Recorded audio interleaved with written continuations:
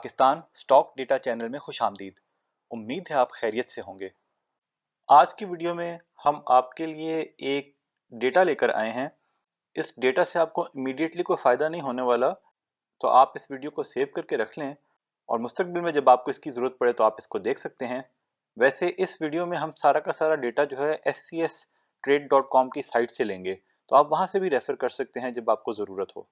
तो इसमें बेसिकली हम आपको कंपनियों की बुक वैल्यूज़ का बस एक डेटा देंगे, जिसको आप ज़रूरत पड़े तो रेफ़र कर लें। तो बुक वैल्यू बेसिकली क्या होती है? एक कंपनी अगर अपने तमाम एसेट्स बेच दे और उससे वो अपनी तमाम लायबिलिटीज़ अदा कर दे, तो उसके पास जितने पैसे बचेंगे उनको टोटल शेयर से डिवाइड कर लें तो पर शेयर बुक वैल्यू निकल आती है। या सिंपल, अगर आप कंपनी की टोटल इक्विटी उठा लें और उसको भी शेयर से डिवाइड कर लें, वही पर शेयर बुक वैल्यू है। इसके बारे में तफसील हमने अपने finance for non finance person वाले कोर्स में भी बताई हुई है। इसका क्या पर्पस है? इसका पर्पस ये है कि अगर आप लॉन्ग टर्म इन्वेस्टर हैं, तो कोई भी कंपनी अगर अपनी बुक वैल्यू से नीचे उसकी शेयर प्राइस है, तो इसका मतलब है कि वो अंडर वैल्यूड है, और अगर ऊपर है तो इसका मतलब है वो ओवर वैल्यूड है। लेकिन ये एक पैरामीटर है, ज़रूरी नहीं कि इसकी बेसिस पे आप सारे अपने इन्वेस्टमेंट के फैसले करें। यानी कि आप एक कंपनी है जिसकी कीमत है 100 रुपये और उसकी बुक वैल्यू है 200 रुपये, लेकिन वो कमाई नहीं कर रही ज़्यादा, 1-2 रुपये की उसकी अर्निंग आ रही है, तो शॉर्ट टर्म में आपको उसमें नुकसान तो हो सकता है। लॉन्ग टर्म में, और ये लॉन्ग टर्म 5 से 10 से 20 साल भी हो सकता है, लेकिन लॉन्ग टर्म में आपकी उस इन्वेस्टमेंट की वैल्यू 200 ही रहेगी, अनलेस के कोई बड़ा नुकसान हो जाए। लेकिन एट द सेम टाइम कुछ शेयर्स ऐसे भी होते हैं जिनकी बुक वैल्यू 10 होती है और वो शेयर 20 रुपये पे चल रहे होते हैं, तो ओवर वैल्यूड भी हो सकते हैं। लेकिन कई दफ़ा ऐसा होता है कि जो कंपनियां खासतौर पे जो कमाई करती हैं वो सारा डिविडेंड में दे देती हैं, जैसे ईफर्ट है, तो उस कंपनी की बुक वैल्यू कभी भी ज़्यादा नहीं होगी, क्योंकि वो सब कुछ अपने शेयर होल्डर्स में बांट देते हैं। तो उस कंपनी की फेयर वैल्यू निकालने के लिए आप अर्निंग को यूज़ कर सकते हैं या डिविडेंड यील्ड को यूज़ कर सकते हैं। लेकिन फिर भी आपको बुक वैल्यू का पता होना चाहिए। जैसे मिसाल के तौर पे पीआईसीटी के केस में हुआ, उसकी बुक वैल्यू 20-30 रुपए थी। जब तक वो अच्छा कमा रही थी और अच्छा डिविडेंड दे रही थी, तो वो 160 पे ट्रेड कर रही थी और वहां पर वो ओवर वैल्यूड नहीं थी। लेकिन जैसे ही उसके ऑपरेशंस खत्म हुए, तो उसकी वैल्यू बहुत गिर गई, क्योंकि उसके पास कुछ था नहीं। फिर आपको कभी पता लगता है कि कोई एक कंपनी दूसरी कंपनी को खरीद रही है, तो वो कभी भी उसको बुक वैल्यू से नीचे नहीं खरीद सकती, क्योंकि बुक वैल्यू वो वैल्यू होगी कि अगर वो मार्केट में जाके अपने तमाम एसेट्स बेच दें, तो इतने पैसे तो उसके मालिकान के पास आ ही जाएंगे। तो जब कोई और खरीदेगा, वो उससे ज्यादा पैसे देगा, तब वो बेचेंगे ना। फिर कंपनी की बुक वैल्यू हर क्वार्टर पे चेंज होती है। यानी अगर उसकी इक्विटी 1 लाख है, अगले क्वार्टर में उसने 10,000 रुपये कमाए और उसने 10,000 में से शेयर होल्डर्स को कुछ भी नहीं दिया, तो उसकी इक्विटी 1,10,000 हो जाएगी। इसी तरह बुक वैल्यू चेंज होती रहती है और नुकसान में कम हो जाएगी। अच्छा, हमने एससीएस ट्रेड से डेटा इसलिए लिया क्योंकि ये डेटा हम अपने ऑडियंस तक पहुंचाना चाहते थे, और ये हमारे लिए पॉसिबल नहीं था कि हम हर कंपनी के अकाउंट्स खोलकर ये डेटा लिखें। तो इस डेटा को आप वैलिडेट करना चाहें, तो एससीएस ट्रेड साइट की बजाय जो भी कंपनी आपको पसंद हो और इस डेटा की बेस पे आपको पसंद आए, और आप उस डेटा को वेरीफाई करना चाहें, वैलिडेट करना चाहें, तो आपने क्या करना है, आपने उस कंपनी की एनुअल अकाउंट्स खोलने हैं और उसमें इक्विटी को आपने शेयर से डिवाइड करना है। तो वो वैल्यू को आपने असल में कंसिडर करना है, क्योंकि हमने एससीएस ट्रेड में जो भी वैल्यूज दी गई हैं, हमें नहीं पता कि उन्होंने वो किस फार्मूले के तहत कैलकुलेट की, क्या वो एक्यूरेट हैं, क्या उसमें कोई गलती तो नहीं होगी। हमने सिर्फ आपके सामने डेटा पेश किया है ताकि आपको एक ग्लास में आप तमाम मैक्सिमम जो कंपनीज आपके सामने अवेलेबल हो सकती हैं, आप उसका ये डेटा एक दफ़ा देख लें। और अगर उसमें से आपको कहीं पे भी लगे कि भाई ये कंपनी की वैल्यू बहुत कम है, इसकी बुक वैल्यू बहुत ज़्यादा है, और आप उसको एक्सप्लोर करना चाहें, तो आप एक्सप्लोर कर लें। लेकिन एससीएस के डेटा पे भी आपने कभी रिलाई नहीं करना, चाहे वो बज़ाहिर एक्यूरेट क्यों ना हो। जब भी कोई फैसला करना है किसी डेटा की बेस पे, उसके लिए आपकी बेस हमेशा कंपनी की फाइनेंशियल स्टेटमेंट्स होनी चाहिए। यानी एससीएस से डेटा आप देखें, आपको वो चीज़ अट्रैक्टिव लगे, तो ज़रूर उसको एक दफ़ा वैलिडेट करें कंपनी के अकाउंट्स के साथ। तो इसी तरह अगर एससीएस के डेटा में कोई गलती है, तो हमारी उसकी कोई जिम्मेदारी नहीं है।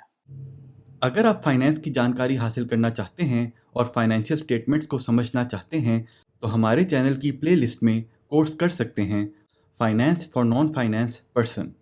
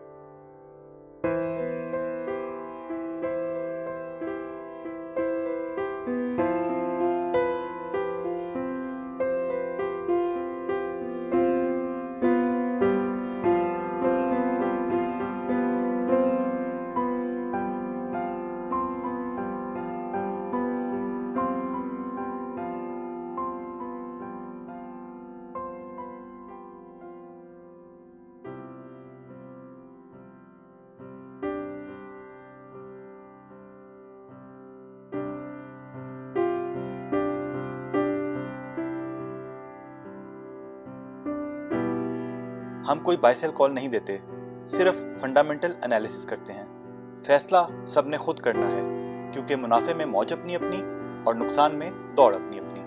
तज्जिया पसंद आया तो शेयर, लाइक, सब्सक्राइब करें, बेल आइकॉन पे क्लिक करें, और पसंद नहीं आया तो डिसलाइक कर सकते हैं, लेकिन बेहतर यही है गैर ज़रूरी और मनफी कमेंट से गुरेज किया जाए। खुश रहें और अपने अमल पे तवज्जो दें। अल्लाह के हवाले।